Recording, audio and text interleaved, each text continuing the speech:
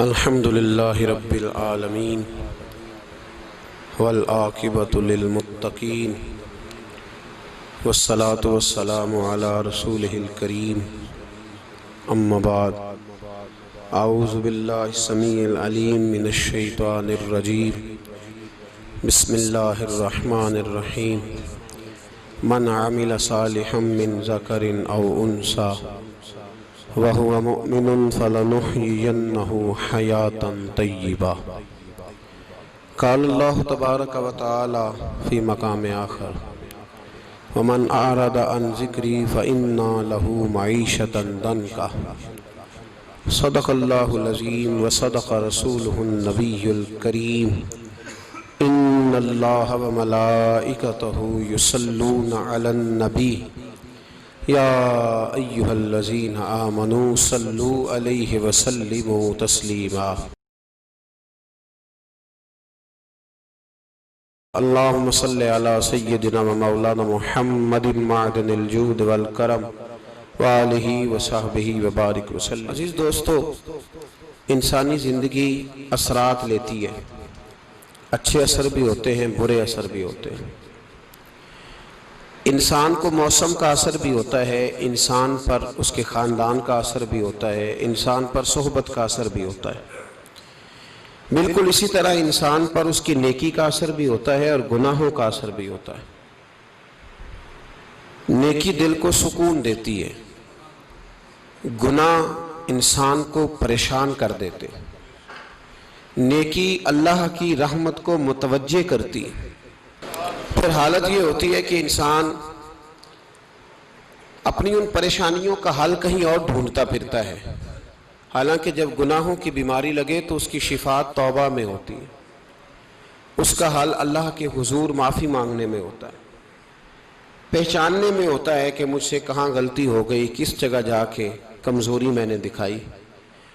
ہر انسان اچھی، ٹھنڈی، خوبصورت، سکھ والی زندگی چاہتا ہے۔ اللہ کریم نے سورہ نحل کے اندر ارشاد فرمایا من عمل صالحا من ذکر او انثی، فرمایا جو بھی اچھے عمل کرے، چاہے مرد ہو چاہے عورت ہو، وَهُوَ مُؤْمِن، شرط یہ ہے کہ مومن ہو، فَلَنُحْيِيَنَّهُ حَيَاةً طَيِّبَةً، فرمایا ہم اسے پاکیزہ زندگی عطا فرما دیں گے، حیات طیبہ دے دیں گے اسے، پاکیزہ زندگی۔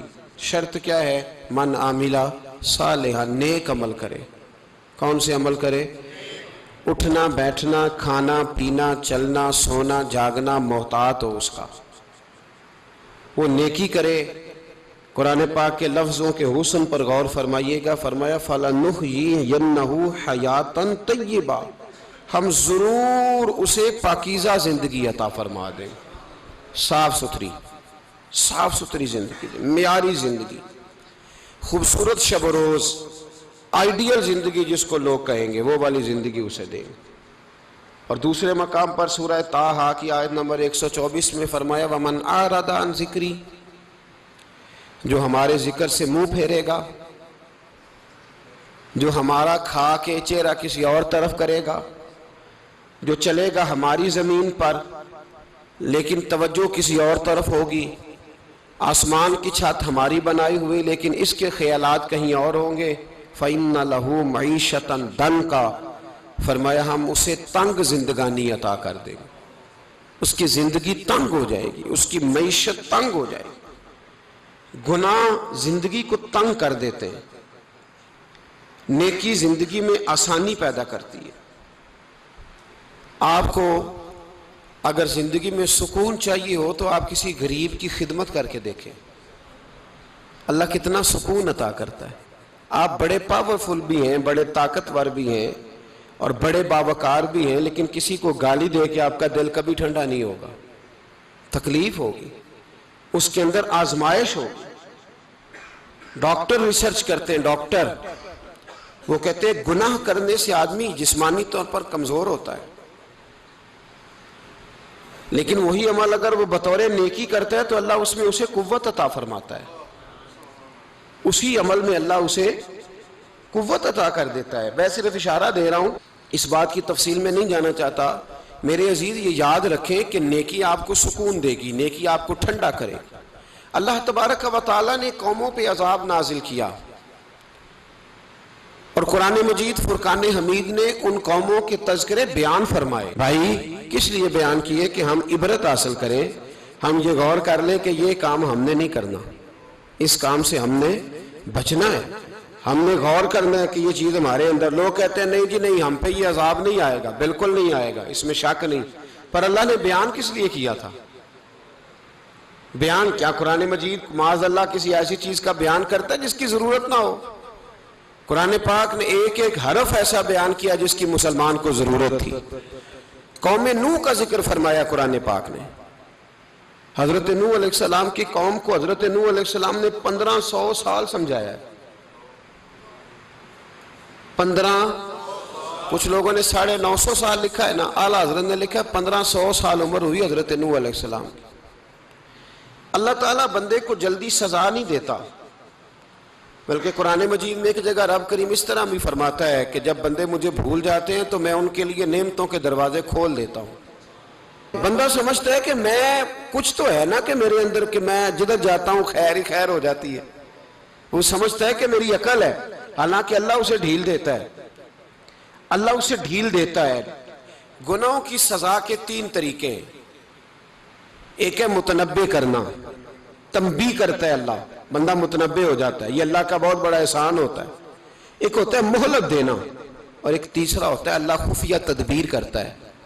تھوڑا سا سمجھیے گا، انسان پر کوئی آزمائش آئی، فوراً اس کی چھٹی اس نے کہا کہ وہ فلاں جگہ غلطی کی تھی تب ایسا ہوا ہے۔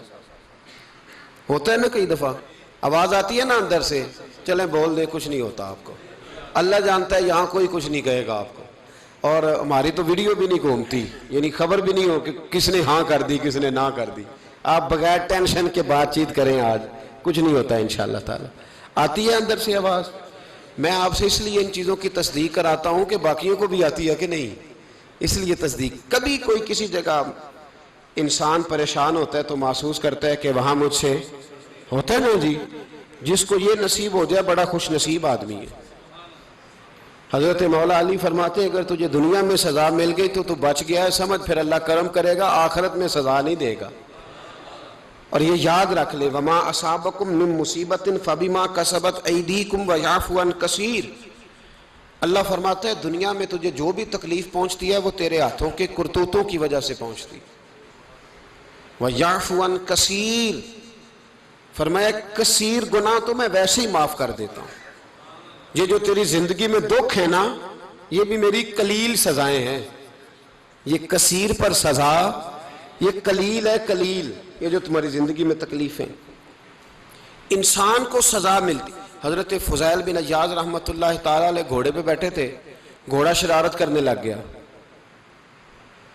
اچھلنے لگ گیا، کودنے لگ گیا، تو حضرت فضیل بن عیاض نیچے اترے، ایک کونے میں جا کے نماز کی نیت باندھ لی، 2 رکعت نماز پڑھی، پھر دیر تک استغفار پڑھتے رہے، روتے رہے، دعا کرتے رہے، واپس آئے۔ خادم عرض کرنے لگے حضور سمجھ نہیں آئی، گھوڑے نے تھوڑی سی شرارت کی، وہ بدکا ہے، آپ نے اس کو چھوڑا ہے اور چھوڑ کر کے آپ نماز میں لگ گئے۔ تو حضرت فضیل بن عیاض فرمانے لگے جب بندہ اللہ کی نافرمانی کرتا ہے نا تو جو چیزیں اس کی فرما بردار ہوتی ہیں وہ اس کی نافرمانی کرنے لگ جاتی۔ تو مجھے محسوس ہوا تھا کہ میں نے کہیں اللہ کی نافرمانی کی ہے، اس لیے ایسا ہوا ہے کہ میرے گھوڑے نے میری، تو میں توبہ کرنے لگا ہوں، اور اب دیکھتا ہوں بیٹھ کے بھلا کیا ہوتا ہے۔ میں نے سچی توبہ، حالانکہ مجھے یاد نہیں کہ میں کہاں بولا، پر کھری اور سچی توبہ کی۔ دوبارہ گھوڑے پہ بیٹھے تو گھوڑا بالکل صحیح ہو کے ساتھ چلنے لگ گیا۔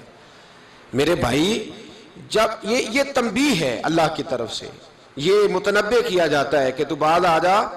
بہت ساری جگہوں پہ انسان کو وقتی طور پر اگر سزا مل جائے، نبی پاک علیہ السلام کی خدمت میں ایک صحابی آئے، بات مضبوط کر دوں، واقعہ سنایا ہے نا تو کچھ لوگ سمجھتے ہیں کہ یہ واقعہ ہے، تو میں ایک حدیث پاک امام بہقی کی لکھی ہوئی عرض کرتا ہوں۔ نبی پاک علیہ السلام کے ایک صحابی آئے اور ان کا سر پھٹا ہوا تھا،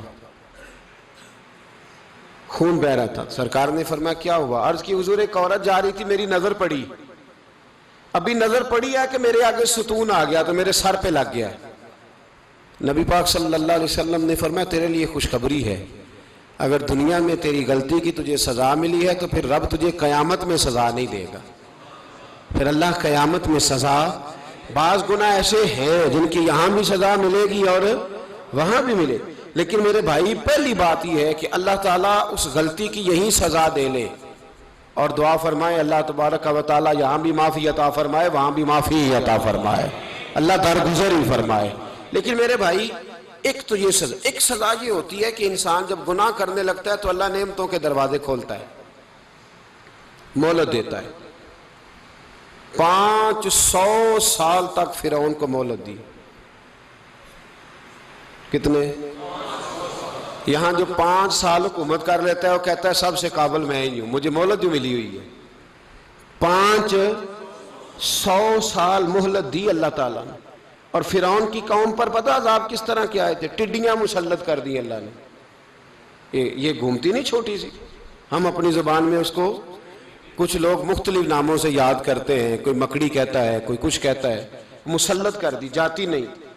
ان پر بنی اسرائیل کے ان مقابل جو فرعون کی قوم تھی ان پر الزام اس طرح کا عذاب آیا کہ مینڈک مسلط کر دی اللہ تعالیٰ. برتن کھولتے تھے اندر مینڈک نکلتا تھا. دنیا کی ہر دوائی استعمال کرتے تھے لیکن مینڈک نکل آتا تھا. تھوڑا سا سمجھا کریں چیزوں کو. ہمارے رنگ نہیں زیادہ گورے کہ ہم پر عذاب نہیں آتا. کوئی بہت زیادہ اللہ تعالیٰ معاف فرمائے دولت نہیں جمع کرا بیٹھے شاہی خزانے میں کہ ہم سے پوچھا نہیں جائے گا. یہ مہلت ہے، مہلت کو مہلت سمجھو. پھر جب پکڑ آتی ہے نا اللہ کریم کی، میں نے دیکھا ہے کروڑوں روپیہ، 6 اولادیں. ایک شخص کے بچے باہر سے آ رہے تھے، وہ بندہ بیمار تھا. مجھے کہنے لگا حضرت جی دعا کریں میں ان کے آنے سے پہلے مر جاؤں ورنہ آ کے مجھے مار دیں گے. دعا کریں. اتنی بے سکونی، کروڑوں روپیہ پڑا ہے تو یہ عذاب نہیں؟ کوئی ضروری ہے کہ پتھر ہی برسیں گے تو سمجھ آئے گی؟ یہ جو سگا بیٹا بوڑھے باپ کے قریب سے گزر جاتا ہے سلام نہیں لیتا تو اس کو عذاب نہیں سمجھتے؟ یہ جو امت کی بیٹیاں، امت کی بچیاں، ہماری بچیاں ایک سال کے اندر 75 76 ہزار بچی ایک ڈویژن سے بھاگ کے شادی کر رہی ہے اور ایک صوبے سے، تو اس کو آپ اللہ کا عذاب نہیں سمجھتے؟ یہ معمولی بات ہے. نہیں ہمارے رنگ ہو رہے ہیں، ہم بڑے سمارٹ ہیں. 1500 سال مہلت دی نوح علیہ السلام کی قوم کو. کتنے سال؟ بول کے بتائیے، بول کے دوبارہ بولیے. 1500 سال. کوئی آدمی اپنی سمارٹنس پہ خوش نہ ہو جائے کہ 20 سال ہو گئے میں تو نافرمانی بھی کر رہا ہوں، روٹی بھی پک رہی ہے، میں تو حرام بھی کھا رہا ہوں پھر بھی سب ٹھیک ہے. 1500 سال مہلت دی. پھر حضرت نوح کہنے لگے اللہ میں نے تو بڑا سمجھایا نہیں باز آتے. تو رب کریم نے فرمایا کشتی بناؤ. اللہ کے پیغمبر کشتی بنانے لگے تو قوم مذاق اڑانے لگ گئی. اب کیا کرنے لگے ہو؟ اب کشتی بنانے لگے ہو، خیر تو ہے، قوم مذاق اڑا رہی ہے. حضرت نوح علیہ السلام کا آپ نے کشتی بنائی، پانی کہاں سے نکلا؟ نہ بارشیں ہوئی نہ سیلاب آئے. ایک تندور تھا اس کے اندر سے پانی نکلنا شروع ہو گیا. کبھی تندور سے بھی پانی نکلا ہے، پر جب نکالنے والا چاہتا ہے تو وہاں سے بھی ایک تندور سے پانی نکلا. اتنا نکلا کہ قوم ساری ڈوب گئی. قرآن مجید کے صفحات شہادت دیں گے کہ حضرت نوح کی قوم کا بچہ بہ گیا. بچے صرف وہ تھے جو حضرت نوح کے ساتھ ہو گئے، تباہ ہو گئی. اللہ بے نیاز ہے، بے نیاز. 1500 سال مہلت ملے اور تو پھر بھی کہے رب بڑا کریم ہے معاف کر دے گا. 1500 سال تجھے گنجائش دے اور تو کہے کوئی نہیں بات معافی ملنی چاہیے ابھی بھی. میرے بھائی حضرت صالح علیہ السلام کی قوم، حضرت صالح نے تبلیغ شروع کی تو کہنے لگے پہلے معجزہ دکھاؤ. جی آج تو نہیں لوگ معجزے مانگتے آج بھی لوگ کرامتے اور معجزے. اللہ معاف کرے، جو چیزیں معجزہ تو ہو نہیں نہ سکتا لیکن آج بھی لوگ، آپ یقین کریں، کہتے ہیں یہ بڑی نمازیں پڑھتا ہے تو پھر بخشا کیوں نہیں گیا، پھر کیوں نہیں منو سلوا کیوں نہیں اترا اس پر، پھر میں بھی اسی طرح ہی ہوں، کیا اس کے اندر خوبی آ گئی؟ مولوی بھی ویسے ہی ہے، صوفی بھی ویسے ہی ہے. لوگ مانگ نہیں رہے، لوگ دلیلیں مانگ نہیں رہے. ابھی بھی لوگ بحث نہیں کرتے، کیا فرق آ گیا جی، ویسے ہی ہیں سارے۔ اللہ تعالیٰ سے ڈرنا چاہیے۔ ہمیں سامنے والے کی طرف دیکھ کر صحیح ہونے کا حکم نہیں ہے، ہمیں اپنی اصلاح کا حکم ہے، اپنی طرف دیکھ کے اپنے آپ کو ٹھیک کرنے کا۔ الزام لگا کے گزر جانا، اس کا کوئی مطلب سنو اور یاد رکھو۔ حضرت صالح علیہ السلام سے کہنے لگے پہلے معجزہ دکھائیں، تو حضرت صالح علیہ السلام نے فرمایا اونٹ کہاں سے پیدا ہوتے ہیں؟ کہا اونٹنی کے بطن سے۔ فرمایا آؤ میں تمہیں پہاڑ کے اندر سے اونٹنی پیدا کر کے دکھاتا ہوں۔ کہاں سے؟ پہاڑ کے اندر سے۔ حضرت نوح ساتھ لے کے گئے تو پہاڑ کے اندر سے اونٹنی نکلی، اور اونٹنی بھی گابن تھی، اس کے پیٹ میں بچہ، اور اونٹنی اتنا دودھ دیتی تھی کہ ساری بستی دودھ پی جاتی تھی، پھر بھی دودھ بچ جایا کرتا تھا۔ لیکن حضرت نوح علیہ السلام نے فرمایا اب تم نے دیکھ تو لیا یہ اسے، یہ جتنا دودھ دے گی روٹی بھی اتنی کھائے گی، ایک دن تم سارے پانی پیو گے، ایک دن یہ سارا پانی پیا کرے گی، ایک دن تم سارے باقی جانوروں کو گھاس کھلاؤ گے، ایک دن یہ اونٹنی، اور اونٹنی کا نام کیا؟ ناقۃ اللہ، اللہ کی اونٹنی۔ کس کی اونٹنی؟ نام کیا ہے؟ اللہ کی، یہ اللہ کی اونٹنی ہے۔ تو حضرت نوح علیہ السلام کی اونٹنی فرمایا اس کی بے ادبی نہ کرنا۔ باز نہیں آئے لوگ، باز نہیں آئے، کہنے لگا جی دودھ دینا تو ٹھیک ہے، پر یہ جو سارا پانی پی جاتی ہے نا یہ صحیح نہیں، یہ جو ساری گھاس کھا جاتی ہے یہ نہیں ٹھیک، دودھ دینا تو ٹھیک ہے پر یہ نہیں صحیح۔ آپ نے فرمایا اسے کچھ نہ کہنا، اللہ کی اونٹنی ہے۔ میں کہا کرتا ہوں ان لوگوں نے ناقۃ اللہ کی بے ادبی کی، حضرت نوح علیہ السلام کی اونٹنی کی ٹانگیں کاٹ دی، صالح علیہ السلام کی۔ اور دیکھو اللہ بڑا بے نیاز ہے، اگر پیدا کرنا جانتا ہے تو حفاظت کرنی نہیں جانتا، لیکن رب کریم نے فرمایا نہ کرنا۔ انہوں نے ان کے پیر کاٹ دیے، کانوں پہ چھریاں لگائیں۔ اونٹنی جب مر گئی، اونٹنی اللہ تبارک و تعالیٰ کی وہ اونٹنی جب مر گئی تو حضرت صالح علیہ السلام کی قوم پر رب کریم نے زلزلہ بھیجا۔ اذا زلزلت الارض زلزالہا، جب زلزلے آئیں گے اور جب ان کا زلزلہ آنا زلزلہ آتا ہے نا، کیا کرتی ہے قوم؟ لا الہ الا اللہ، لا الہ الا اللہ، کلمے جاری ہو جاتے ہیں۔ بلکہ ایک دفعہ ایسا بھی ہوا کہ مسجدوں میں اعلان ہونے لگے زلزلہ آ رہا ہے، جو فجر کے لیے نہیں اٹھے زلزلے کے لیے وہ بھی اٹھ گئے، جن کا دعویٰ ہے نا میری سویرے آنکھ نہیں کھلتی، ان کی لگی نہیں کتنے گھنٹے، بعد میں بھی نہیں لگی، ٹی وی پہ اعلان ہوتے رہے کوئی نہیں آ رہا سو جاؤ چپ کر کے، لیکن آنکھ لگی۔ موت سے تو ڈرتا ہے، اللہ سے ڈرتا ہی نہیں، موت کا خوف ہے رب کا نہیں۔ زلزلہ آیا، ساری قوم تباہ ہو گئی۔ بتاؤ اگر ناقۃ اللہ کی گستاخی ہو تو اللہ ناراض ہو جاتا ہے، اور اگر اولیاء اللہ کی ہو، اگر اولیاء اللہ کی ہو تو رب ناراض نہیں ہوتا؟ شرم نہیں آتی لوگوں کو داتا صاحب کی بے ادبی کرتے، شرم نہیں آتی لوگوں کو غوث اعظم کی گستاخی کرتے، حیا نہیں آتی جنہوں نے دین پھیلایا ان کی بے ادبی؟ میں درد سے کہتا ہوں، رو کے کہتا ہوں، اور اگر کلیجہ پھٹ سکے تو میں دکھاؤں زخم کتنے۔ ایک حج کے موقع پر ایک بابا جی، اس سال 4,80,000 روپے کا پرائیویٹ حج تھا، اور بابا جی کی کیفیت کمزور تھی، بیچارے بیمار تھے، اس کے باوجود وہ گئے۔ بوڑھے آدمی، جا کے بیٹھیے، بزرگ، اور کتنی مشکل ہے وہاں منا، مزدلفہ، عرفات، طواف زیارت، کتنا مشکل کام ہے طواف زیارت کرنا، طواف وداع کرنا۔ کس کٹھن سے حج کیا، بڑھاپے میں پیسے بھی لگائے، اور جب وہ روضہ رسول پہ گئے صلی اللہ، اور انہوں نے جا کے نبی پاک صلی اللہ علیہ وسلم کے روضے کی طرف منہ کر کے درود شریف پڑھا تو ایک ملا نے اٹھ کے کہہ دیا تو مشرک ہے۔ تو میری روح کانپی، میں نے کہا تجھے شرم نہیں آئی، حیا نہیں آئی؟ اس کی عمر دیکھ، کس بڑھاپے میں کہاں سے چلا، کہاں آیا۔ یہ مشرک ہوتا تو کسی مندر میں جاتا، یہ مشرک ہوتا تو کسی گرجے میں جاتا، یہ مشرک نہیں، یہ مومن ہے، اور یہ وہ والا مومن ہے جس کے سینے میں دل جب دھڑکتا ہے تو خالی دھڑکتا نہیں، ساتھ وہ محمد عربی پہ درود و سلام بھی پڑھتا ہے۔ شرم نہیں آتی لوگوں کو؟ اتنی بڑی گستاخی کرتے، جو روضہ رسول پہ آیا مشرک ہے۔ میں نے تو ایک مولوی کو صاف صاف کہا تھا، میں نے کہا اگر میں مشرک ہوں تو نکالو، مشرک کا داخلہ تو یہاں ویسے ہی منع ہے۔ شرم نہیں آتی؟ اپنی زبان کا ایک پاس کرو کچھ۔ اتنا ظلم، اتنی بڑی فرقہ واریت امت میں، اتنا امت کو تقسیم کرتے ہو، تمہیں شرم نہیں آتی؟ جہاں سے اتحاد کا پیغام دینا چاہیے وہاں سے تم لوگوں کو فرقے کا پیغام دیتے ہو، ایک مقصود فرقے کی تبلیغ کرتے ہو. خدا را تو میں کہہ رہا ہوں ناقت اللہ کی بے ادبی پہ عذاب آتا ہے تو اولیاء اللہ کی بے ادبی پہ نہیں آتا. داتا صاحب ساری زندگی تبلیغ کرتے رہے، ایک آدمی نے اٹھ کے کہہ دیا جناب وہ تو شرک کا اڈا ہے، تو رب کریم ناراض نہیں ہوتا ان باتوں سے؟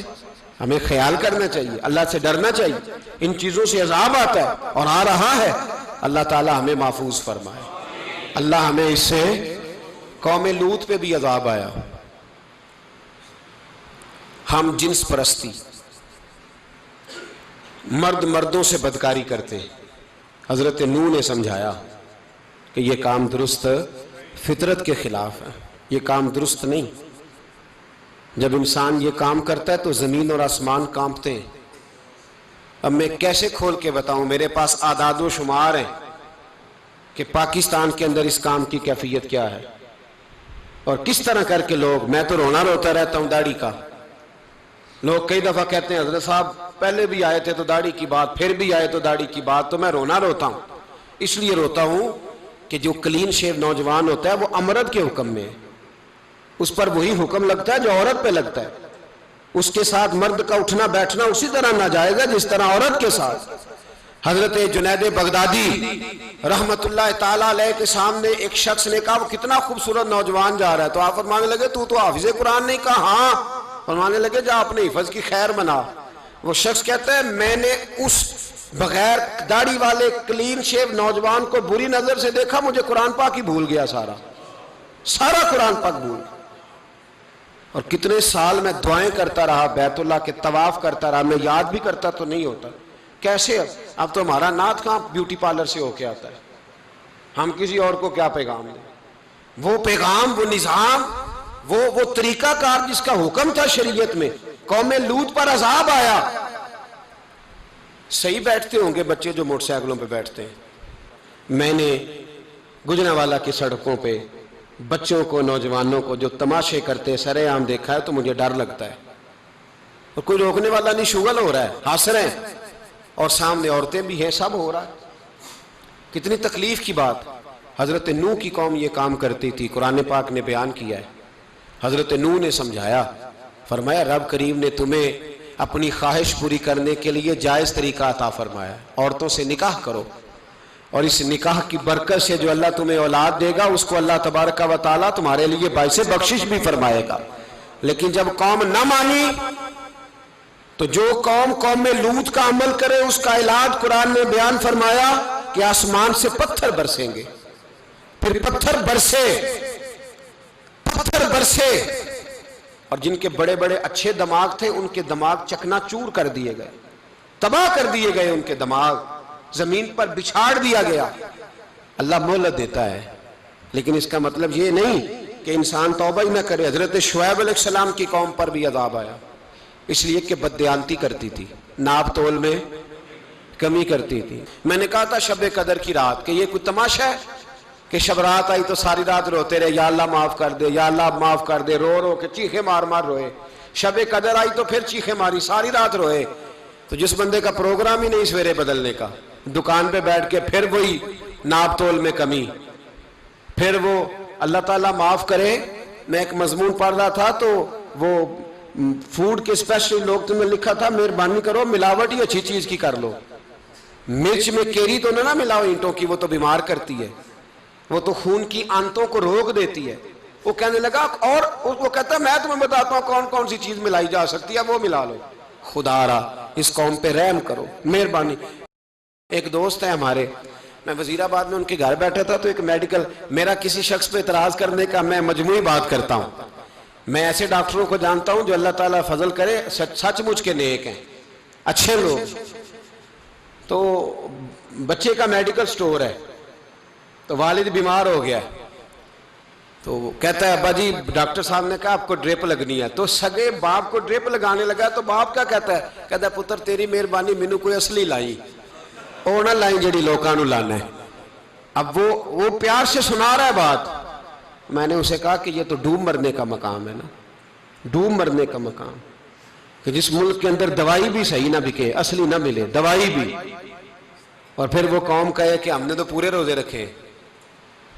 ہم نے تو بڑا صدقہ اور خیرات کیا، دوائی بھی اصل نہ ملے۔ جناب شعیب علیہ السلام کی قوم ناپ تول میں کمی کرتی تھی، تو اللہ تبارک و تعالیٰ نے ان پر بتا عذاب کس طرح کا بھیجا، شدید گرمی ہوئی۔ اللہ ہمیں محفوظ فرمائے، سارے آمین کہہ دیا۔ دیکھیں کتنا اچھا موسم کر دیا رب کریم، اللہ ہمیں محفوظ فرمائے، اللہ رحمت فرمائے۔ شدید گرمی کی لہر آئی، باہر اتنی گرمی ہوئی کہ لوگ اپنے گھروں میں گھس گئے۔ جس طرح سورج کی شعائیں گھروں کے اندر داخل ہو جاتی، اس طرح گرمی کی لہر اندر داخل ہوئی۔ اور جس طرح کسی کو آگ لگ جائے تو وہ آدمی اچھلتا کودتا ہے نا، اس طرح یہ لوگ اچھلنے لگے اور اچھل کود کے مر گئے۔ جرم کیا تھا؟ ناپ تول میں کمی کرتے۔ حضرت داؤد کی قوم بھی تباہ ہوئی، جرم کیا تھا؟ ہفتے والے دن مچھلیاں نہیں پکڑنی تو یہ پکڑتے تھے۔ حکم ہے نا مسلمان کو نماز کے ٹائم کوئی اور کام نہیں کرنا، نماز پڑھنی ہے۔ میرا خیال ہے مسلمان تو فٹافٹ آ جاتے ہیں، سارے ہی پہنچ جاتے ہیں نا مسجدوں میں۔ ہلکا ہلکا بول رہے ہیں آپ، کیوں نہیں پہنچتے؟ اگر حضرت سیدنا، اور پتہ انہیں سزا کیا ملی؟ اللہ نے فرمایا اس ٹائم عبادت کرنی ہے، کام نہیں کرنا، وقت نہیں ہے کام کا۔ انہوں نے مچھلیاں پکڑی، 12,000 لوگ تھے، پتہ ہے مالک نے سزا کیا دی؟ بندر بنا دیا اللہ کریم۔ قرآن مجید کا پہلا سپارہ پڑھے، فَجَعَلْنَاهَا نَكَالًا لِمَا بَيْنَ يَدَيْهَا وَمَا خَلْفَهَا۔ اللہ فرماتے ہیں پچھلوں کے لیے بھی عبرت بنا دیا، بعد والوں کے لیے بھی عبرت، نشان عبرت بنا دیا۔ بندر بن گئے، اور جو ان کے دوست جو بچ گئے تھے ان کے پیر چومتے تھے، روتے تھے۔ 3 دن بندر بن کے زندہ رہے، پھر اللہ نے سب کو اجتماعی موت دے دی۔ تو اگر مسلمان سے اللہ کہے کہ نماز کے ٹائم کاروبار نہیں، جمعے کے ٹائم کاروبار، تو مسلمان کہتا ہے نہیں مجھے مہلت ملی ہوئی ہے۔ یہ تو اس وقت پتہ چلتا ہے نا جب بچے ڈیوٹی لگاتے، ہاں ہاں ہاں عذاب آتا ہے، اس وقت پتہ چلتا ہے۔ میں نے دیکھا یہ منظر، اس وقت پتہ چلتا ہے جب بچے کسی ملازم 6,000 کی ڈیوٹی لگاتے، کہتے ہیں ابے کا دھیان رکھنا، ہم دکان پہ بیٹھنے لگے۔ پھر اسے سمجھ آتی ہے اگر میں نماز کے ٹائم مسجد میں ہوتا تو آج میری اولاد میری خدمت پہ ہوتی۔ میں نماز کے ٹائم مسجد نہیں گیا تو بچوں نے 6,000 کا ملازم بٹھایا ہے، ابا جی کا خیال رکھ، ایک نرس بلائی ہے تو خیال رکھ۔ کدھر ہوتے ہیں مسلمان نماز کے ٹائم؟ ایک عیسائی نے اعتراض کیا ہے، سنیں، وہ کہتا ہے مجھے لگتا ہے مسلمانوں کے 3 خدا ہیں۔ مسلمان اڑ گیا، کہنے لگا نہیں ہمارا تو ایک ہے، کہا نہیں 3 ہے، معاذ اللہ استغفر اللہ، ہمارا ایک ہے۔ کہنے لگا نہیں میں ثابت کرتا ہوں، ایک تمہارا خدا 5 نمازوں کا ہے، ایک رمضان کا ہے، ایک عید کا ہے۔ لگتا ہے معاذ اللہ عید والا زیادہ تگڑا ہے، تم زیادہ آتے ہو۔ رمضان والا لگتا ہے اس سے کچھ کمزور ہے، تم تھوڑے آتے ہو۔ اور 5 نمازوں والا شاید سب سے کمزور ہے۔ بات عقل کی ہے کہ نہیں؟ اس نے اعتراض ٹھیک کیا، تو مسلمان کو چاہیے نا خیال کرے۔ ایک یہودی نے لکھا تھا، اس نے کہا تھا جس دن مسلمانوں کی تعداد فجر کی نماز میں اتنی ہو گئی جس دن جتنی جمعے میں ہوتی ہے، اس دن نہ کوئی یہودی سازش کرے گا نہ کوئی عیسائی تلوار نکالے گا۔ شرط یہ ہے کہ یہ اسی طرح فجر پڑھنے آئیں جس طرح جمعہ پڑھنے آتے ہیں، تو پھر کوئی شخص بھی ان کو کسی جگہ شکست دے سکتا تو ہمارے گناہ ہمیں پریشان کرتے ہیں۔ یہ جتنی آزمائشیں ہیں ان کے پس منظر میں گناہ ہیں۔ ہماری زندگی کے اندر جتنی تکلیفیں، ہماری پریشانیوں کا سبب ہم خود ہیں۔ بہت ساری جگہوں پہ ہم غلطی کرتے ہیں، اس کی ہمیں سزا ملتی، غلطی کی سزا۔ ایک نوجوان نے مجھے بڑی گہری بات سنائی، میرا قریبی تعلق تھا، کہنے لگا گھر میں بڑا مسئلہ ہے، بڑی پریشانی ہے، ماں اور بیوی کا ماحول اتنا سخت ہو گیا ہے کہ نمٹ نہیں سکتا۔ آپ یقین کریں میں نے ڈیٹیل سے ساری چیز کو سٹڈی کیا، میرے پاس اتنا وقت نہیں ہوتا، پھر بھی میں نے اس فیملی کو پورا پڑھا تو غلطی نوجوان کی نکلی۔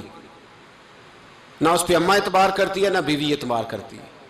اس نے جھوٹ بول بول کے اس طرح کی ماحول پیدا کر دیا ہے کہ کوئی اس پر اعتماد کرنے کو تیار ہے۔ اگر آپ ناراض نہ ہو تو ایک بات کروں، پتہ ہے گھر میں ماحول کب خراب ہوتا ہے؟ باہر والے ہماری تقریر سنتے ہیں، گھر والے ہمارا عمل دیکھتے ہیں۔ جب وہ دیکھتے ہیں نا کہ یہ کس طرح کا شخص ہے، اس کے رویے، اس کا کردار، اس کا لب و لہجہ کتنا برا ہے اور یہ کردار کا کتنا کمزور ہے۔ اعلیٰ حضرت فرمایا کرتے تھے نیک وہ ہوتا ہے جس کی تنہائی صاف ستھری ہوتی ہے، اس لیے ماحول بگڑ جاتا ہے۔ یہ جو ہم کہتے ہیں نا میرے سجن بڑے بنتے ہیں پھر ٹوٹ جاتے ہیں، کچھ لوگ ایسے ہوتے ہیں جو ان کے پاس جاتا ہے انہی کا ہو جاتا ہے، وہ کہیں اور کے قابل کیوں بھلا؟ اس لیے کہ ان کے کردار میں ٹھنڈک دیکھتا ہے، ان کے لب و لہجے میں مٹھاس دیکھتا ہے، اس شخص میں اتنی خوبصورتی دیکھتا ہے کہ اسی کا بن جاتا ہے۔ حضرت ابراہیم بن ادم کے پاس ایک نوجوان آیا، کہنے لگا میں گناہ کرنا چاہتا ہوں۔ فرمانے لگا بالکل کر، اللہ کا دیا ہوا رزق کھانا چھوڑ دے اور گناہ کر۔ کہنے لگا یہ نہیں ہو سکتا۔ فرمانے لگے چل پھر اس طرح کر، رب کی زمین پہ نہ رہ، کسی اور کی زمین پہ چلا جا۔ کہنے لگا یہ بھی نہیں ہو سکتا۔ فرمانے لگے چل اللہ کی چھت سے نکل جا۔ کہنے لگا یہ بھی نہیں ہو سکتا، تو آپ رو پڑے۔ فرمانے لگے پھر جناب اسرائیل جب آئیں تو ان سے کہنا مجھے 2-3 سال کی مہلت دے دے، پچھلی میری گناہوں میں گزر گئی، میں ذرا 3 سال عبادت کر لوں۔ تو وہ شخص بھی رونے لگا، کہنے لگا حضور وہ مہلت نہیں دیتے، وہ جب لینے آتے ہیں تو پھر لے کے اللہ تعالیٰ نے جب انسان بنانا چاہا نا تو جناب جبریل کو کہا مٹی لے کے آ زمین سے۔ حضرت جبریل نے مٹی پہ ہاتھ ڈالا تو باقی کی مٹی رونے لگ گئی، اسے جدا نہ کر۔ تو جناب جبریل چھوڑ کے چلے گئے۔ حضرت میکائیل کو بھیجا مٹی لا، مٹی پہ ہاتھ ڈالا تو باقی کی مٹی رونے لگ گئی، چھوڑ کے چلے گئے۔ جناب اسرائیل کو بھیجا، مٹی پہ ہاتھ ڈالا تو باقی کی رونے لگ گئی، چھوڑ کے نہ جاؤ۔ تو حضرت اسرائیل فرمانے لگے تیرا رونا دیکھو کہ رب کا حکم دیکھو۔ وہ لے گئے، جب پیش کی تو رب کریم نے فرمایا اسرائیل جان نکالنے کی ڈیوٹی بھی تیری، تو مٹی کو لے آنا، باقی مٹی روتی بھی رہے تو روتی رہے، جب میرا فیصلہ آ جائے تو پھر اس میں کوئی گنجائش، ہم کھاتے بھی اللہ کا ہیں، نافرمانی بھی اس کی کرتے، زمین پہ بھی اس کی چلتے ہیں، نافرمانی بھی اس کی کرتے، حکم کسی اور کا مانتے، چھت پہ رب کریم کی رہتے۔ اس طرح نظام نہیں چلتا۔ میرے بھائی یاد رکھ لو، گناہوں کی سزا ملے گی، زندگی تنگ ہو جائے، یہاں بھی آزمائش ہوگی اور وہاں بھی۔ میں نے درس پہ کہا تھا، پھر بات کہتا ہوں، یہ میں اپنے لیے کہہ رہا ہوں، توجہ ہے میری بات پر۔ دعا فرمایا کرے کہ جو کچھ ہم نظر آتے ہیں اللہ ہمیں ویسا بننے کی توفیق بھی عطا فرما۔ اللہ ویسا بننے کی، یہ مشکل معاملہ ہے، مشکل۔ دیکھیں نا ایک آدمی سیاستدان ہے، اس نے بڑے اچھے نعرے لگائے، انقلاب آ جائے گا، میں غریب کا بھلا کر دوں گا، میں یتیموں کے سر پہ ہاتھ رکھوں گا، میں مجبوروں کی مدد کروں گا، میں دکھیوں کی مدد کروں گا، مزدوروں کو۔ اس نے اچھے اچھے نعرے سکھائے، اچھا اس نے پیغام دیا، اندر اس کے یہ تھا کہ اقتدار ملے گا تو مرضی کروں گا۔ لوگ اس کے گرد بھی گئے، اس کی گاڑی کے پیچھے بھی بھاگے، لوگوں نے اس کے نعرے بھی لگوائے، جیب سے پیسے لگا کے اس کے پوسٹر بھی شائع کیے، لوگ اس کے گرویدہ ہو گئے، لوگوں نے پوری، اور میری قوم نے تو بیچاری نے کئی دفعہ دھوکے کھائے۔ جس نے نعرہ لگایا غریب اسی کے پیچھے مسیحا بن کے چل پڑا، آج دھوکہ دے لیا، لوگوں کو پیچھے لگا لیا۔ یہ بتاؤ اگر راز کھل جائے، اگر راز کھل جائے کہ یہ دھوکہ دے رہا ہے، یہ فریب کر رہا ہے، تو لوگ اس کا کیا حال کریں گے؟ یہ راز قیامت میں کھل جائے گا، قیامت میں یہ راز یہ کھل جائے گا، یہ دھوکے باز تھا۔ اذا زلزلت الارض زلزالہا، جب زلزلہ آئے گا جیسے اس کا آنا ٹھہرا، واخرجت الارض اثقالہا، زمین اپنے بوجھ باہر نکال دے گی۔ اس سے مراد کیا ہے کہ زمین پہ جو جرم ہوئے زمین بتا دے گی، باہر نکل آئے۔ وقال الانسان ما لہا، انسان کہے گا اسے کیا ہوا، یہ تو سب کچھ بتا رہی، بوجھ باہر نکال دے گی۔ ایک آدمی پیر طریقت بن کے بیٹھ گیا، جبہ کبہ پہن کے بڑی پگڑی باندھ کے بیٹھ گیا، اچھی اچھی نیک باتیں بتانے لگا، لوگ اس کی دست بوسی کرنے لگے، ہاتھ چومنے لگے، پیچھے لگ گئے، خدمت کرنے لگے، جیب سے نذرانہ دینے لگے، اس کے نام پر لوگ اپنی جیب سے لنگر پکانے لگے، خانقاہ کی خدمت ہونے لگی، مہمان اس کے آتے، نوکری کوئی اور کرتا۔ میں نے کہا تھا شاید اپنے لیے کہہ رہا ہوں، ڈیوٹیاں لوگ کرنے لگے، حالات بدلنے لگے، لیکن اس کے اندر تو چور تھا، وہ تو دکاندار تھا، تو یہاں جو اس کے پیچھے لگے تھے وہ تو سچے تھے، انہیں تو اجر ملے گا، لیکن اس کا جب راز کھلے گا تو بڑی رسوائی ہوگی، اس کا جب راز کھلے گا تو بڑی۔ ایک میری طرح کا دیندار تھا، جو چہرے کا تو نیک تھا، اندر پتہ نہیں کیا کچھ تھا۔ ایک طوائف گزر رہی تھی، اس نے اس کو تبلیغ کر دی، کہنے لگا بس کر دے، سیانی بن جا۔ تو کسی دانشور میں لکھا ہے اس نے بڑا سخت جواب دیا، اس عورت نے کہنے لگی بابا میں تو جو ہوں وہ نظر بھی آ رہی ہوں، تو بتا جو تو نظر آتا ہے وہ تو ہے کہ نہیں؟ اس بندے نے چیخ ماری اور بے ہوش ہو کے گر پڑا۔ تو لوگوں نے کہا بابا آج کسی صوفی کا کلام سنا ہے جو بے ہوش ہو گیا؟ تو اس نے کہا نہیں، آج طوائف کی بات سنی ہے، طوائف کی۔ اور وہ عجیب بات کر گئی ہے، وہ کہہ گئی ہے میں تو جو ہوں میں نظر آ رہی ہوں، تو بھی تو بتانا، تو بتانا کہ تو دستار امامت پہنتا ہے۔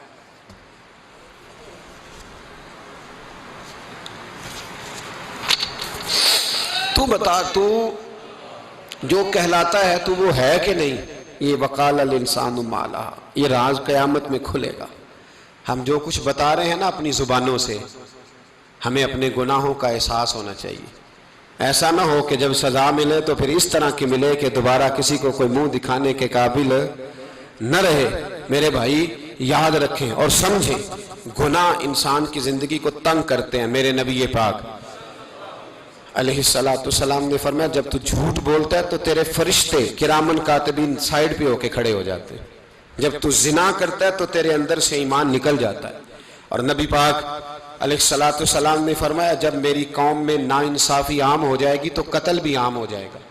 اور سن لو لکھ لینا یہ حدیث دل کی تختی پر، نبی پاک علیہ السلام نے فرمایا جب میری قوم میں بے حیائی اور بدکاری عام ہو جائے گی تو دو سزائیں اللہ دے گا۔ ایک تو جوان موتیں آئیں گی، جوان بچے کچھ بھی نہیں دیکھا چلے گئے، اور دوسری سزا اللہ یہ دے گا کہ ایسی بیماریاں آئیں گی جن کا علاج نہیں ملے گا، ایسے امراض پھوٹ پڑیں گے۔ اگرچہ میں آپ کو ایسی تقریر بھی سنا سکتا تھا جس پہ آپ بہت زیادہ محظوظ ہوتے، پر میں نے اس جمعے میں ایسا موضوع چنا ہے جس کا ہمیں خاص ضرورت ہے۔ بھائی دیکھے تو صحیح کہ ایسا تو نہیں کہ ہم ان عیبوں میں مبتلا ہیں۔ میرے نبی کریم علیہ السلام نے فرمایا جب تم نیکی کا حکم دینا اور برائی سے منع کرنا چھوڑ دو گے پھر اللہ تم پر ظالم حکمران مسلط کرے گا۔ اور اگلے لفظ اس سے بھی زیادہ سخت ہیں، محبوب فرمانے لگے پھر تمہاری نیک لوگ دعائیں بھی کریں گے تو اللہ وقتی طور پر ان کی دعاؤں کو بھی قبول نہیں فرمائے گا، اس لیے کہ تم لوگوں نے نیکی کا حکم دینا اور بھلائی سے روکنا چھوڑ دیا۔ عزیزو یاد رکھو جب گناہ عام ہوتے تو پھر حالات بدلتے اور لوگوں کو سزا ملتی ہے ان کے گناہوں کی، بلکہ یہاں تک لکھا ہے کہ نیت خراب ہو تو سزا شروع ہو جاتی۔ کیا خراب ہو؟ بولیے گا۔ نیت بھی خراب ہو تو سزا۔ حضرت رومی کہتے ہیں کہ ایک بادشاہ کو پتہ چل گیا کہ ایک آدمی نے بڑا اچھا باغ لگایا ہے، خوبصورت باغ ہے، مالٹے کا کنوں کا باغ بڑا پیارا۔ بادشاہ نے کہا ذرا جا کے دیکھتا ہوں۔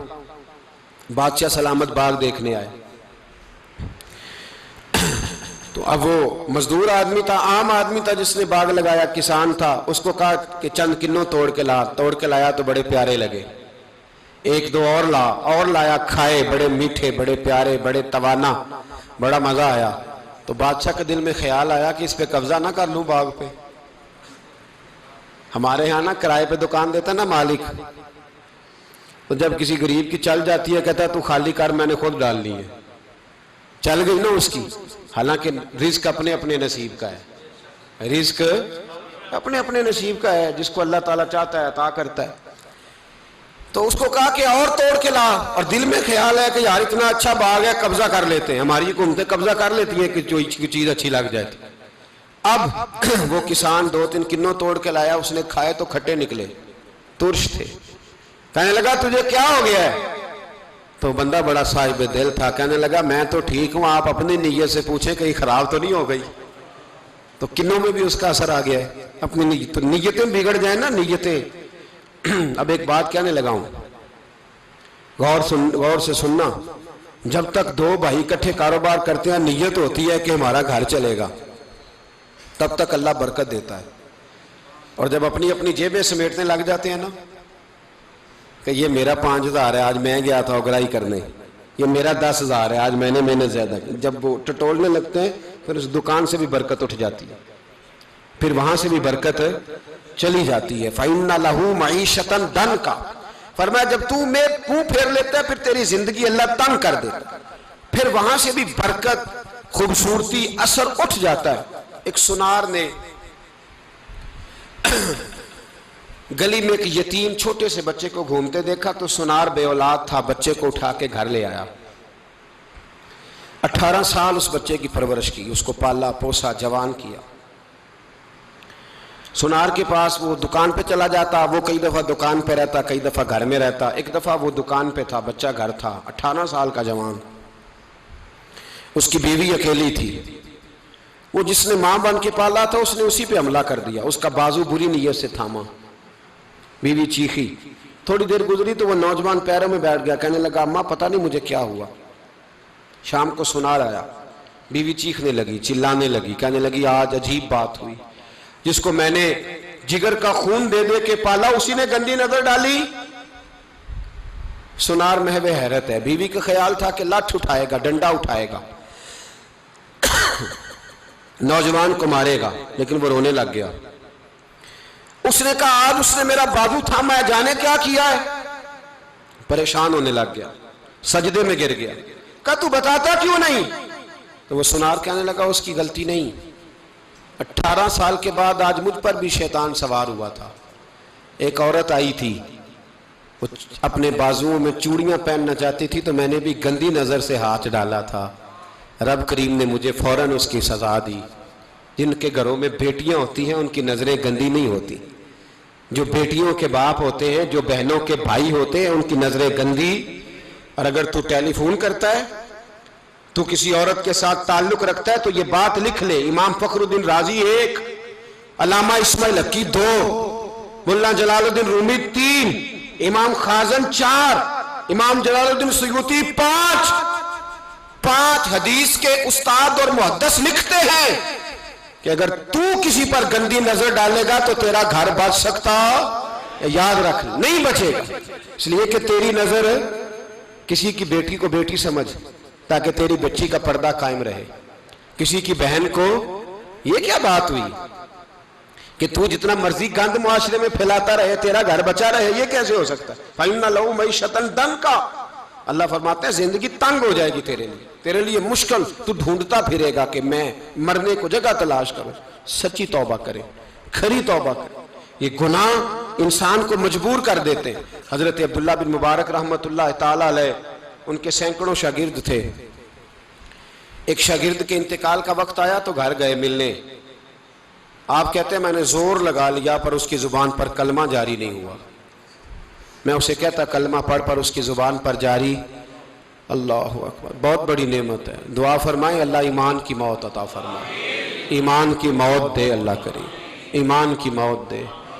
ایسے بھی لوگ دیکھے ہیں، مسجد نبوی ہے، رسول اللہ کا شہر ہے، سر سجدے میں ہے، روح پرواز کر گئی، روح پرواز۔ کتنا نصیبوں والا ہے، کتنا نصیبوں والا ہے کہ مسجد نبوی میں سر سجدے میں رکھا ہے اور اللہ تبارک و تعالیٰ نے محبوب کے قدموں میں موت عطا فرمائی۔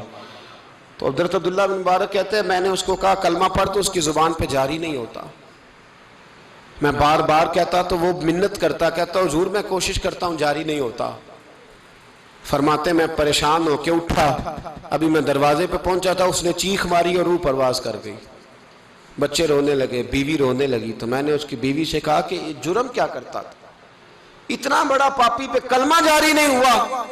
اس کی زوجہ کہنے لگی حضرت جی 2 گناہ تھے اس کے، ایک تو یہ شراب کا عادی تھا، روکتی تھی باز نہیں آتا تھا، اور دوسری بات یہ کہ یہ اپنی اماں کا نافرمان تھا، وہ 2 گلیاں چھوڑ کے رہتی ہے، یہ کبھی ملنے نہیں گیا تھا۔ اس بوڑھی کا کلیجہ اس کی طرف سے بڑی تکلیف میں تھا۔ تو حضرت عبداللہ بن مبارک کہنے لگے جا تو بھی دعا کر اور اس کی ماں کو بھی کہہ دعا کرے کہ یہاں تو یہ کلمہ نہیں اسے نصیب ہوا، اللہ کرے اللہ آخرت کی منزلیں اس کی بہتر فرما دے۔ میرے بھائی ایسے گناہ، حضرت مالک بن دینار نے توبہ کی انہوں نے۔ کس طرح؟ فرماتے میں نشے کا عادی تھا، کسی نے مجھے کہا کہ بطور دوائی شراب پی لو تو میں نے پی لی، نشے کا عادی تھا، شراب پیتا تھا۔ اللہ تعالیٰ نے بڑی منتوں اور کوششوں کے بعد، منتوں کے بعد ایک بیٹی عطا فرمائی، وہ بھی 2.5-3 سال کی ہوئی تو پردہ کر گئی۔ کہتے میں اس کی قبر پہ بیٹھ کے گھنٹوں روتا، شراب کا عادی تھا۔ ایک دن سویا تو خواب دیکھتا ہوں کہ میرے پیچھے ایک بڑا سانپ لگ گیا ہے، اور سانپ جب منہ کھولتا ہے تو انگارہ نکلتا ہے۔ میں پھر دعا کرتا ہوں اللہ ہمیں معاف فرمائے، اللہ ہم سے درگزر۔ میں کچھ قبرستانوں میں جاتا ہوں تو میں سانپ بچھو پھرتے ہوئے دیکھتا ہوں، اور ڈر آتا ہے کہ ہم یہاں آنے والے ہیں۔ یہ لوگ کہہ رہے ہیں کہ تمہاری تیاری ہے، کسی وقت بھی اعلان ہو جائے گا کہ چلو بھائی چلو، فلاں صاحب کا جنازہ ہے، اٹھو۔ لوگ کہتے ہیں جلدی کرو، اور ایک کونے میں ایک شخص یہ بھی کہتا ہے کہ دیگ بھی رکھ لو، مہمان بڑے جمع ہو گئے۔ اور ایک کونے میں لوگ یہ بھی کہتے ہیں کہ برف ٹھنڈی لے آؤ، لوگوں نے پانی بھی پینا۔ پہلے اعلان ہوتا ہے کہ فلاں فوت ہو گیا، پھر اعلان ہوتا ہے جنازے کا ٹائم ہو گیا، پھر اعلان ہوتا ہے جنازہ اٹھایا جائے گا، اور پھر بات ختم ہو جاتی ہے۔ پھر کل من علیہ فان، پھر کوئی نہیں پوچھنے آتا، ختم ہو گئے، قصہ ہی ختم ہو گیا۔ ان لوگوں کی کہانی مٹ گئی، ختم ہو گئے، بڑے بڑے کج کلا، کوئی پوچھنے والا نہیں۔ موت کا راج ہے موت کا راج، موت راج کرتی ہے بس، اور کسی کا راج نہیں۔ وہ راج کرتی ہے، جدھر جاتی ہے اسی کا راج ہے، راج کر رہی ہے۔ تو حضرت مالک بن دینار کہتے ہیں قبرستان میں نے دیکھا، میں خواب دیکھتا ہوں بڑا اژدہا، اس کے منہ کے اندر آگ میرا پیچھا کر رہا ہے۔ کہتے میں خواب دیکھ رہا ہوں، میں دوڑا، لیکن وہ اژدہا جب میں دوڑا تو میرے آگے آ کے کھڑا ہو گیا۔ میں مشرق کو دوڑا تو وہاں بھی آ گیا، مغرب کو دوڑا تو وہاں بھی آ گیا۔ جناب مالک بن دینار کہتے ہیں ایک بوڑھا شخص کمزور مجھے بچانے آیا، پر اس اژدہا نے پھونک ماری تو وہ بوڑھا آدمی دور جا گرا۔ کہتے میں چیختا تھا، چلاتا تھا، ایک پہاڑی پہ میں بھاگا گیا تو وہاں مجھے میری بیٹی ملی، مجھے فوت ہو گئی۔ وہ اس اژدہے کے آگے اس نے یوں ہاتھ کیا تو اژدہا پیچھے بھاگ گیا۔ میں نے بیٹی کو گود میں اٹھایا، میں نے کہا بیٹی یہ کون تھا؟ کہنے لگی ابا یہ تیرا برا عمل تھا، یہ تیرا برا عمل تھا، یہ تجھے کھا جاتا اگر میں نہ ہوتی۔ تو کہا یہ بوڑھا جو مجھے بچانے آیا یہ کون تھا؟ کہا یہ تیرا اچھا عمل تھا، پر کمزور بڑا تھا، تھوڑا تھا، یہ تیرے برے عمل کا مقابلہ کرنے کی ہمت نہیں رکھتا تھا۔ حضرت مالک بن دینار کہتے ہیں میری بیٹی نے خواب میں میری داڑھی پکڑ لی اور کہنے لگی ابا میں چاہتی ہوں تو صحیح ہو جا، ایسا نہ ہو کہ پھر تیرے پیچھے یہ اژدہا لگ جائے۔ حضرت مالک بن دینار کہتے ہیں جب میں سو کے اٹھا تو میری داڑھی آنسوؤں سے بھری ہوئی تھی، پھر اس کے بعد میں نے توبہ کی، اس طرح کی توبہ کی کہ پھر میں نے کوشش کی کہ دوبارہ میں اپنے رب کی نافرمانی نہ کروں۔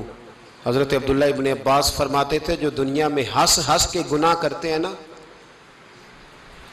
ہنس ہنس کے، جھوٹ ہنس ہنس کے بولتے ہیں، ہنس ہنس کے لوگوں کی غیبت کرتے ہیں، فرمایا یہ جو تمہیں ہنس ہنس کے گناہ کرتے نظر آتے ہیں ان کا رونا قیامت میں دیکھا نہیں جائے گا، ان کے آنسو قیامت میں دیکھے نہیں جائے۔ جو ہنس ہنس کے گناہ کرتے یہ روئیں گے، فَلْيَضْحَكُوا قَلِيلًا وَلْيَبْكُوا كَثِيرًا، رب فرماتا ہے زیادہ رویا کرو کم ہنسا کرو۔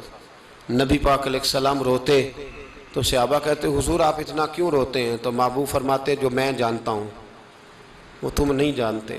بھائیو قبروں میں اکیلے جانا ہے، کبھی غور کرنا، اکیلے کوئی بندہ ساتھ حساب دینے نہیں جائے گا۔ اماں بڑا پیار کرتی ہے لیکن قبر میں کبھی کوئی ماں بھی ساتھ دفن نہیں ہوتی، اپنا اپنا حساب دینا، مشکل وقت ہے، حساب کر لینا چاہیے، تیاری کر کے رکھنی چاہیے۔ گناہ اگر یہاں ہماری زندگی کو تنگ کریں گے تو وہاں بھی ہمارے لیے مشکلات پیدا کریں۔ نبی کریم علیہ السلام نے فرمایا ہے کہ اللہ بڑا مہربان ہے، اللہ بڑا کریم ہے، اللہ بڑا ستار ہے، اور یاد رکھو جب کوئی اس کی ریٹ کو چیلنج کرے، جب کوئی اس کے قانون کو توڑے، جب کوئی اللہ کی اعلانیہ نافرمانی کرے، پھر رب کریم کی غیرت کو، اس کے عدل کو جوش آتا ہے، توبہ کرے سچی، مسجد کی حاضری دیں پابندی کے ساتھ۔ میری آپ سے ہمیشہ یہ گزارش رہتی ہے کہ مسجد کی حاضری پابندی سے دیں۔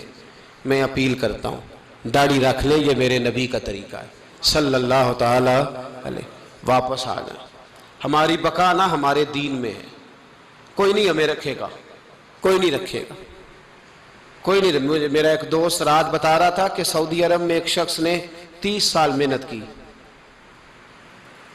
تو جب وہ مرا ہے وہیں اس کے گھر میں فون کیا تو اس کے گھر والوں نے کہا جناب آپ کو مشکل ہوگی ڈیڈ باڈی بھیجنے میں، وہیں دفن کر دیں، ہاں اگر اس کا کوئی پیسہ ہے تو وہ ذرا اکاؤنٹ میں بھیج دیں، بچیوں کو ضرورت ہے۔ او بھائی تو اکیلا جائے گا، تیرے لیے مشکل ہو جائے۔ اپنے بھی ساتھ یقین کریں، بچے دعائیں کرانے آتے ہیں، کہتے ہیں حضرت جی دعا کریں اللہ اماں کی سختی معاف کر دے۔ اس کا مطلب کیا ہے کہ اماں اب جائے، اب ہمارا نمبر آئے۔ بچے تو انتظار کر رہے ہیں کہ ابا جائے اور گدی پہ ہمارا نمبر آئے، تیاری ہے۔ اکیلے جانا ہے، اکیلے، سخت سا مرحلہ ہے، اکیلے سارا کچھ فیس کرنا۔ آج توبہ کریں، وہاں کے کیڑے یہاں رہ کے ماریں، اپنے ساتھ ظلم نہ کریں۔ ہم اس قابل نہیں کہ وہاں جا کے مقابلہ کر سکیں۔ بچیں، اپنے آپ کو محفوظ کریں، بچائیں، حساب اپنا اپنا دینا ہے۔